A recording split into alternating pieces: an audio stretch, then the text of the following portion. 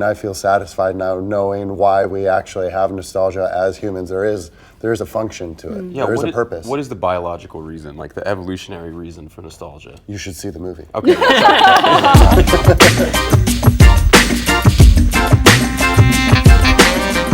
It was definitely like based in Tom and I having a lot of conversations in our late 20s about what it was like to be in our early 20s and have these very serious relationships that we were in while we were still growing as people, and to look back on those moments and think, we miss those days, but we don't want to relive those days. Why is that? And then from there, Tom started just punching up pages, and the idea evolved from there. Yeah, that's sort of that like, oh, isn't that a weird thing? To have memories of things that you miss and you kind of feel nostalgic for, but that were like painful. And what is nostalgia? Like, why did we evolve to experience? Like, there must be some like survival mechanism behind it, but like, what is that answer? And we couldn't find an answer that really like satisfied it. And so we thought, oh, that's an interesting question to kind of like become the premise of a story. And I think that's sort of like the engine that these two characters are kind of wrestling with, thinking about the time they spent together. I look back in the same way, like both fondly and also so glad that I'm not in my early 20s anymore. I really love that Charlie Harper really touches on the fact that, you know, people, I mean, does anyone ever really know what they're doing? It's like when you're so young and you're trying to grow with someone, and sometimes at different paces. I think the film really touches on that side of things, and that you can grow up and grow apart and realize your differences, but so be grateful that that person formed you as a person at such an important and valid time in your life. Yeah, and you'll carry that person with you always. And the thing I like about the movie is that neither one of the characters are wrong in their perspective. They both have very strong point of views about, you know, what they should be doing, what each of them should be doing, and they're both valid. It's like a very psychologically sound, I think, argument for both sides. Like it's, and you get to see both perspectives in a way that I think is rare in a romance. How did you kind of get to know each other to be in this like occasionally volatile up and down place? We had a week or two before we started shooting that was always helpful, just to like have a moment to like land and get dinner, and we Mac and Tom both set up like a rehearsal space, and we got to rehearse a lot of the scenes beforehand.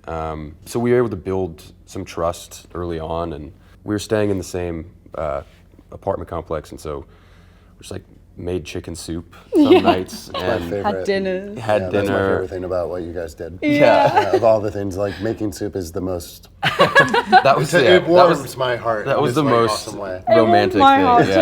too. It was. We got to take a camera out on the weekend and like shoot some B-roll and you know, be in character on the weekends. And I mean, you guys sent us those 36 questions to fall in love, and so we did that. Yeah. That's a really good And one. so we sat in my apartment with candles lit and asked questions very early on, and I think that really helped because, as you say, when you're doing such intense scenes, you know, on the scale, you know, you're shouting one second and you're so in love the next second. It's really good to have such a strong foundation of trust, so you can really go. It's a great headline because you're like, whoa, I could fall in love with somebody. It gives you like a framework where it allows you to get vulnerable really quickly with yourself and feeling comfortable getting vulnerable in front of somebody. That I think the movie that I think with the script you would get to the end and it's like the first thing you would talk about is your own life and like your own relationship. Kind of like everybody has their own Charlie or Harper that's like living inside their memories, and so it was nice. You would just get to know people really, really well because you'd be having these like deeply personal conversations really quickly. We did though make CDs for Nick and Emilia before the movie started. Like, what was Charlie listening to his senior year? What was Harper listening to? And going back and forth, like trying to like talk about the character through tracks of songs and all that sort of way.